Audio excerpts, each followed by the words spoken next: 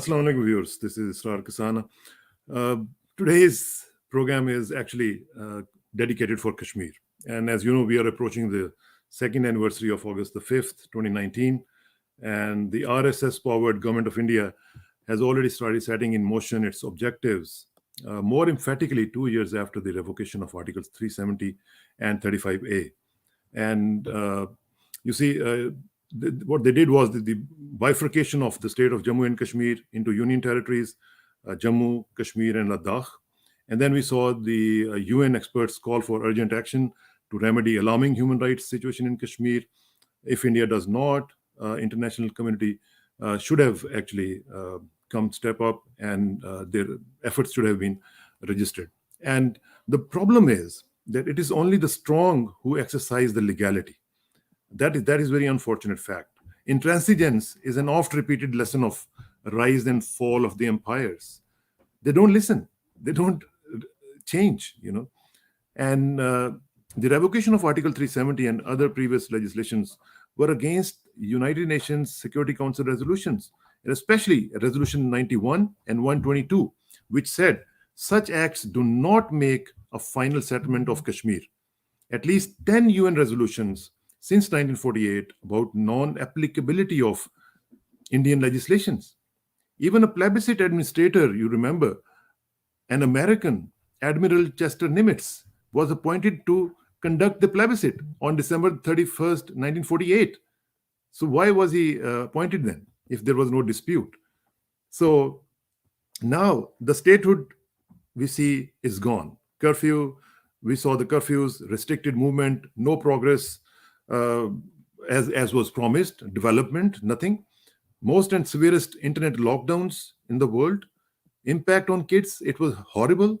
Out of 350 state laws, half were repealed, half were modified. 170 new central laws were introduced, and they were all, rejected by the people. All happened within lightning speed. Political leadership was totally missing. Press controls were there. Bureaucracy full of non-Kashmiris. Then there were domicile laws. Schools, you see, schools were closed, but the fees were taken. Economic destruction amounting of almost 80,000 crore rupees. BJP actually started ruling directly. No allies were contacted. Even PDP or National Conference. Political system, social, judicial system, all broken down. Bank loans were not being paid off because nobody had the money. Even the pro-India leadership alienated. Biggest land grab through bank loans, through destruction of personal economies. So it created pessimism all over. It was othering of Kashmiris. And look at the judiciary. No stay order yet. Still, the application is pending against Article 370 revocation. So you can go on and on and on. The list of injustices to the Kashmiris is unending. So to create awareness against these injustices, there is a global movement called Red for Kashmir. I'm very lucky to have Claire Bidwell from Scotland. Her grandfather was a member of parliament. She is a primary school teacher, human rights activist, co-founder of Let Kashmir Decide, and INSPAD, peace ambassador. And then I have Mary Scully from Texas. She is also a wonderful activist, and they are, together and with other people, they are leading this movement of Red for Kashmir. Here comes Claire Bidwell first, and then Mary Scully. Welcome all. Hi. Thank you very much. Thank you very much, Mary, and thank you, Claire. I'm really honored to have you both. It's a pleasure. So to start with, Mary, how did you end up being an activist advocating for Kashmir cause? You are sitting in Texas, Claire is sitting in UK. So how come, togetherness? How did we work together, or how did I get involved? How did you come to, Kashmir cause? I never knew anything about Kashmir. There was a news blackout. I never saw it mentioned in the newspaper for decades of activism. And when the social media came on, Kashmiri activists on social media were almost pioneered the use of social media to campaign for their struggle. Right. So I began seeing around 214. I began seeing protests for Gaza in Kashmir, but I still didn't know what that meant. I thought it was part of India. I mean, I thought it was, I thought it was India. So Kashmiri activists, I write a lot. I'm a political writer and activist, and Kashmiris began seeing my writing about Palestine and about Gaza, and they started badgering me. Several of them would say, you need to study our movement. You need to study what's going on with us and write about it like you do about the Palestinians. And I'm going to say for close to a year, I would put them off because I was busy. I would say, yeah, I'll get to it at some point. There's so much going on in the world. And they were relentless. And so at a certain point, I said, okay, I'll put aside some time and I'll study it. And I went to the local University of Texas branch, and I spent several months going through the library that they have, which wasn't very good, and then doing research online. And I began to understand how similar it was to Palestine. I mean, it's very different, but it's also it has a lot of similarities also. Yes, the heritage of British colonialism, really. It's a colonial hangover too. Yes. So once I saw that, once I got it, then I began to look at their struggle and to follow their writings on. I learned tremendous amount from these activists on social media, which is why Modi's gang has now gotten rid of most of them. But that's how I became involved, is because they would not take no for an answer. Right. So Claire, what is your background? How come, sitting in Scotland and UK, talking about Kashmir and Red for Kashmir? Tell us about your background as well as your connection with Kashmir cause and Red for Kashmir as well. Can you unmute yourself? Please unmute yourself. Thank you. Very similar to Mary's, my background was I heard or knew nothing about this. So once I became aware of it on a simple human level of somebody that couldn't contact their parent, that just, I was looking to our TVs, our newspapers, and there was nothing. And I just couldn't believe it, because it was that feeling of injustice. You can't just do this to people. So through social media, and like Mary said, the Kashmiris were in there, they're talking. And so very quickly I learned a lot about it, lots reaching out to me. And essentially that's how the group started. It was myself and a Kashmiri from Azad that started our Let Kashmir Decide movement. And what we wanted to do was build unity amongst all the Kashmiris, regardless of their politics, and to reach out to the world. So we always, at the beginning, it was like the voices on the inside reaching those on the outside, really to amplify themselves and their issue. And in my journey, it just led to meeting lots of different people. When I first started up, Mary was one of those between us. Somebody had connected us. And I think we just exchanged a few words beginning, but I remember Mary being, just very open, very encouraging. And, I could remember actually, I think the last words, Mary, were like being like-minded, and, these love hearts all coming up the screen. So that was, 18 months ago or something. And then we've obviously built this here now. And it came on the basis of, we felt the Kashmiris were beginning to feel despondent. Modi's gone through Kashmir at the rate of knots, and we just wanted to kind of lift it. And this is why we went red, because we based it on the Kashmiris turning their profiles red at the lockdown of 2019. And we didn't want this to be about Mary and I marching a movement forward. We wanted everybody to feel, there we go, nice red. We want everybody to feel part of this. And we wanted the Kashmiris to feel they could speak out and people would amplify their voices. And for others to take ownership of this campaign, whatever your organization, whatever your political leaning, we're all human beings, and humanity over everything. And so it's something we felt very simple that everybody could tap into, so that we can come out with that Kashmiri echo chamber and reach the human beings that don't know. Okay. So Mary, let me, because the point you made, I remember like almost 10, 15 years ago, I met a congressman at the Capitol. he told me that 50% of the US Congress, people from the US Congress, don't even have the passports. So they don't know what's going on around the world. Really? Can you imagine that? Yes, So in this unbelievable. kind of atmosphere, how tough and difficult it is for you sitting in the US, people where don't have any idea what's going on outside the US, to communicate with them, talk to them about Kashmir and the atrocities being perpetrated inside the Kashmiri area, how tough it is. Well, it's kind of complicated because on the one hand, American society is very insular and very parochial, and Yes. you can see it a lot in the political movements. They want to focus only on what's going on in the United States. Yes. So even on the left, a strike, a small strike that takes place in Arkansas, will be far more important to them than the suppression of Palestinians or Kashmiris or war in Syria and Iraq and Afghanistan. This little diddly stuff will have more importance to them. On the other hand, there is a very strong tradition coming from the Vietnam War movement, which was a international movement. There is a very strong tradition of anti-US intervention. There's a very strong current of that. And it's fumbled in the last 10 years. It's really messed up. It's bankrupted itself. It's gone corrupt. But that current still exists of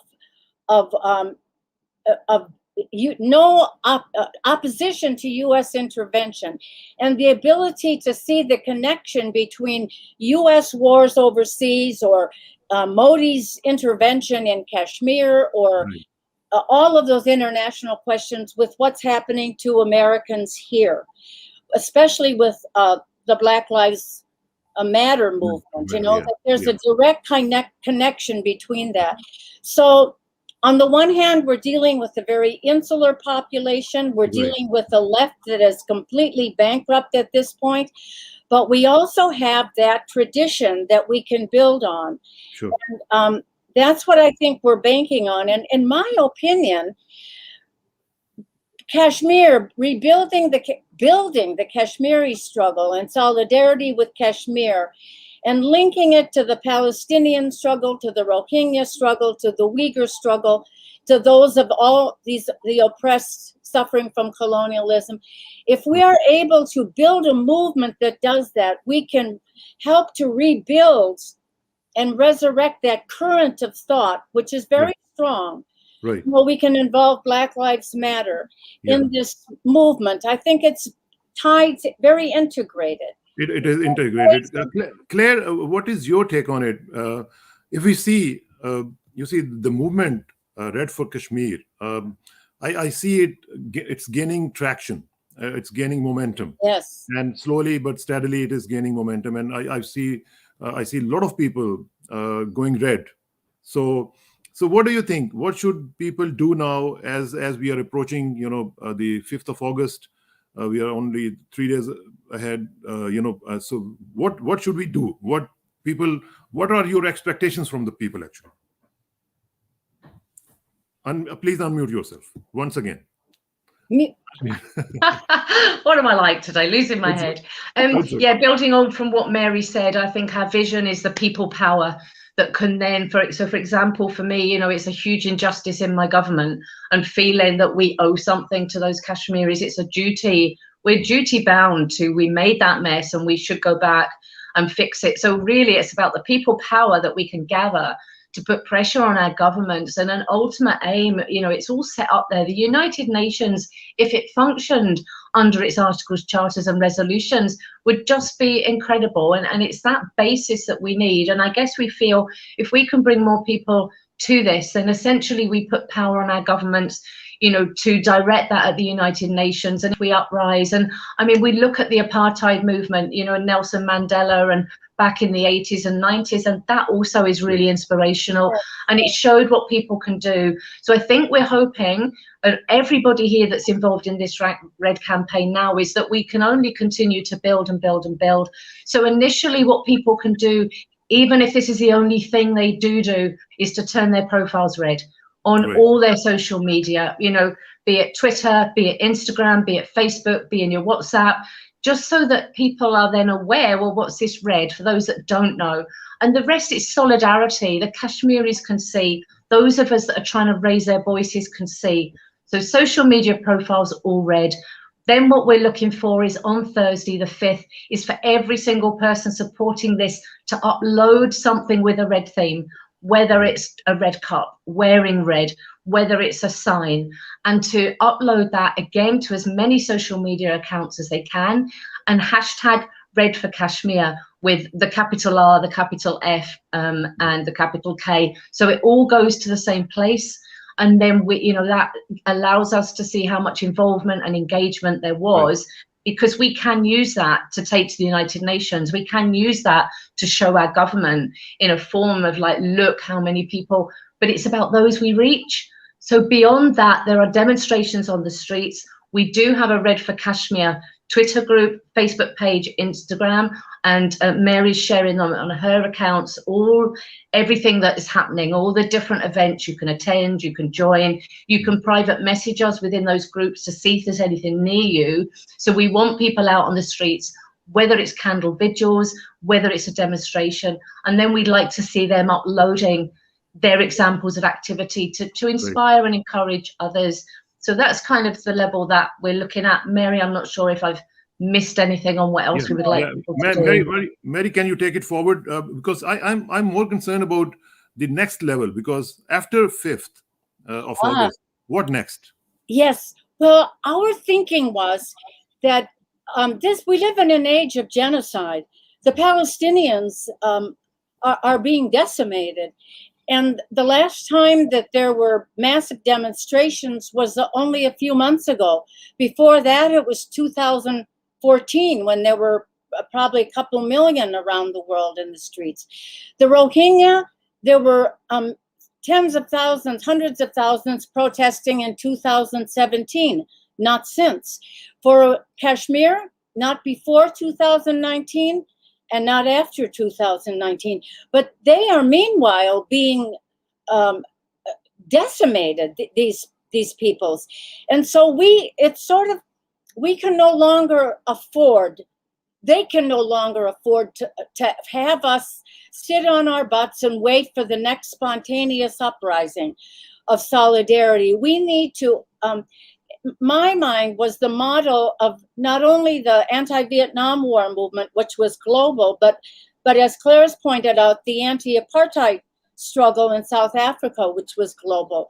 We need to begin to organize a movement, and I think August 5th is the first step in that, a movement that is global, collaborative, democratic, consistent, and that doesn't just do things like once a year on August 5th, but can help to initiate emergency protests at the Indian embassies on when something happens in Kashmir, that can begin to organize forums and panels and debates on political prisoners, on the use of pellet guns against Kashmiris, on the suppression of journalism and journalists, on all of these things, the forced disappearance of Kashmiri youth, the mass graves.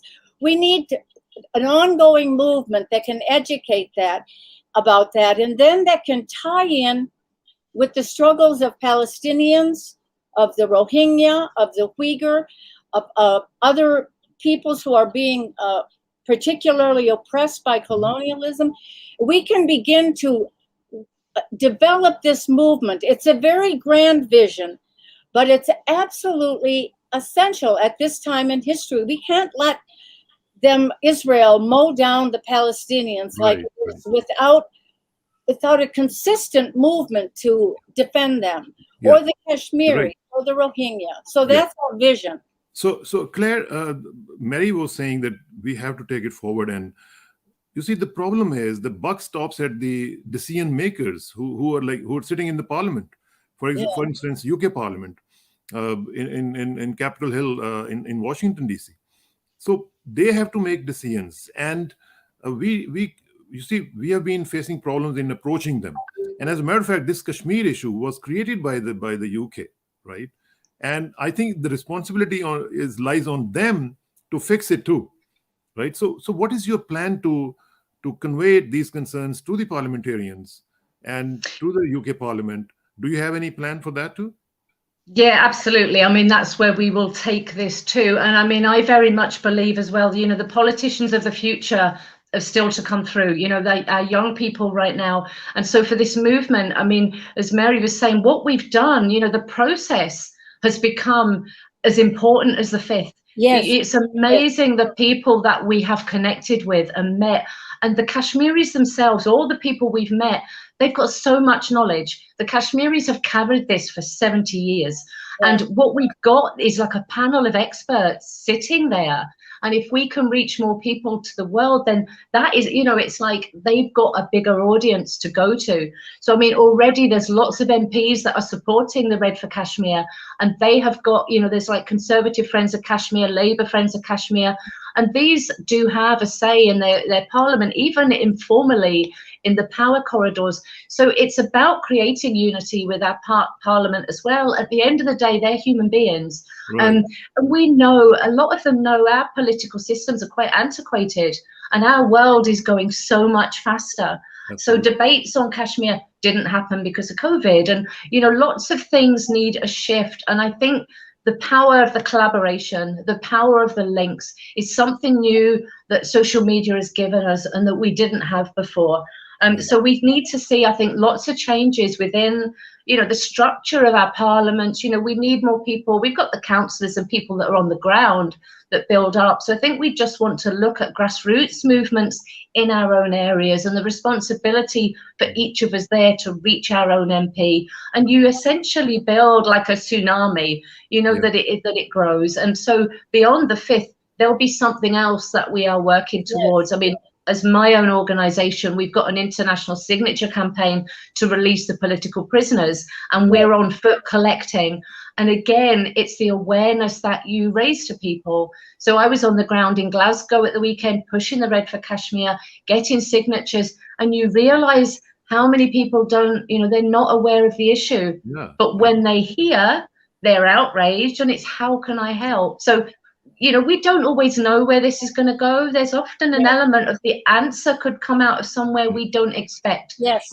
Things could change tomorrow, and we adapt and we change with that. So all we know is that the fifth we want to make as big as possible for solidarity, to reach out to more people, to see this awareness that, that somebody somewhere sitting within the government might not have heard about this and then sees all this. So it's like fishing as well, fishing,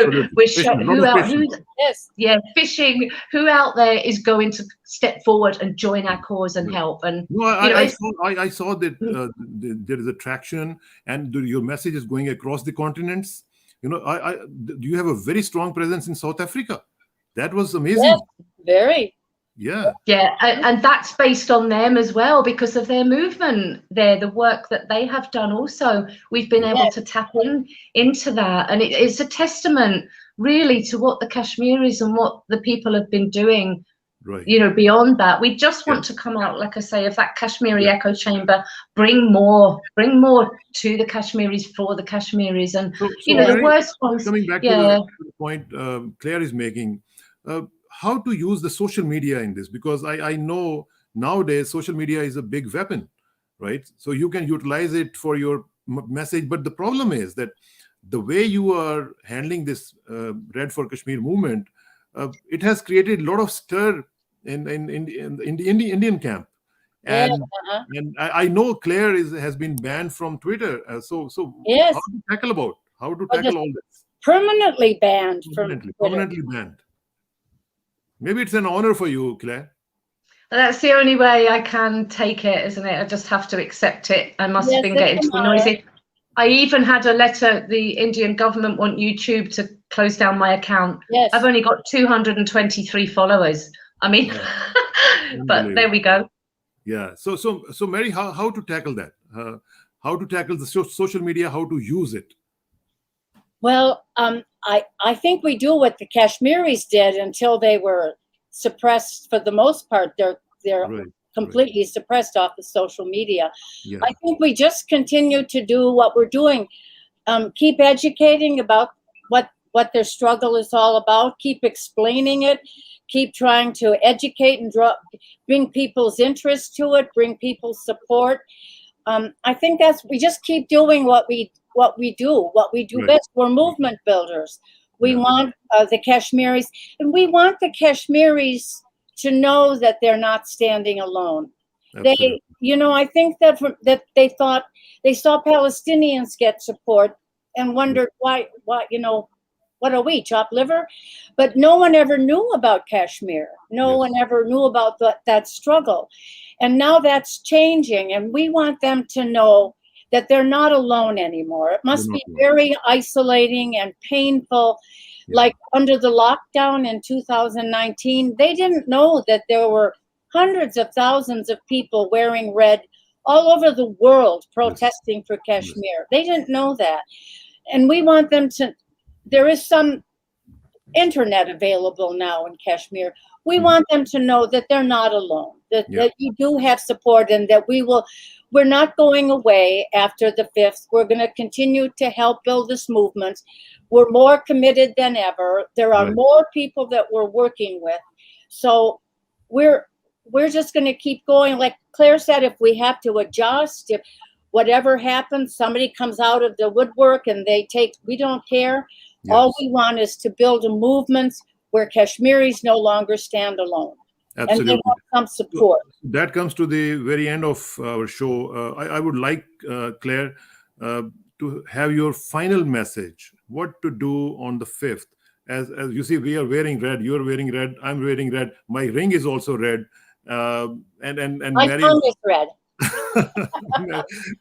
so final thoughts.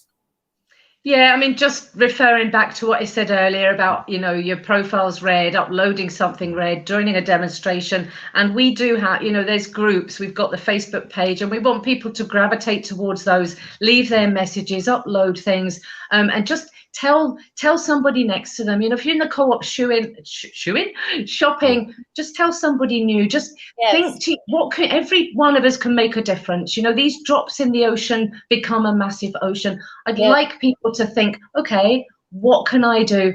How can I help? And believe that you can move mountains. Together we can move mountains.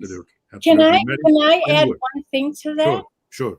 In 1967, I had never heard of Palestine. And it was the 67 war, and it was an unpleasant, weathery, bad day. And I was crossing the University of Minnesota campus. It was deserted. And I saw a lone Palestinian picketer going back and forth in front of the student union with a placard. And I said to him, I was concerned. I didn't like the media, was hysterical. And I said to him, what are you demonstrating about? And the kid said, they stole our land.